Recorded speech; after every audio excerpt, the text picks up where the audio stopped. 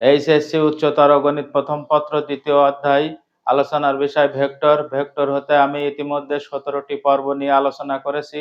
আজকে 18তম পর্ব নিয়ে আলোচনা করব। বোর্ডে একটি অঙ্ক লিখছি।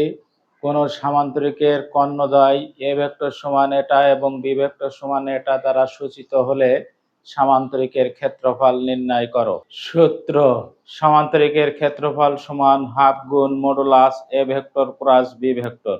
সমাধান: প্রথমে আমরা এ ভেক্টর ক্রস বি ভেক্টরের মান নির্ণয়কের সাহায্যে নির্ণয় করে নিব, যেটা আমরা পূর্বের পর্বগুলো থেকে ইতিমধ্যে শিখেছি। সমান সমান নির্ণায়কটিকে প্রথম সারি বরাবর বিস্তার করে দিলাম। বিশেষ দ্রষ্টব্য: নির্ণায়কের 3টে সারি বা 3টে কলাম থাকলে যে কোনো সারি বা যে কোনো কলাম বরাবর বিস্তার করা যায়, যেটা আমরা নির্ণায়ক চ্যাপ্টার থেকে শিখে এসেছি। সমান সমান পরবর্তী লাইনটি ক্যালকুলেশন করে দিলাম।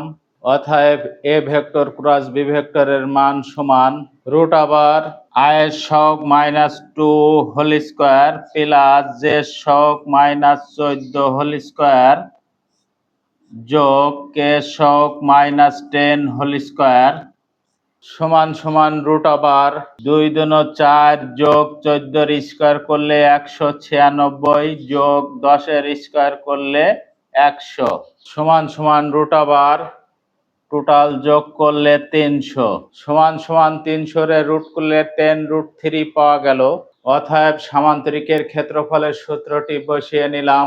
সমান সমান এ ভেক্টর ক্রস বি ভেক্টরের মান বসিয়ে দিলাম।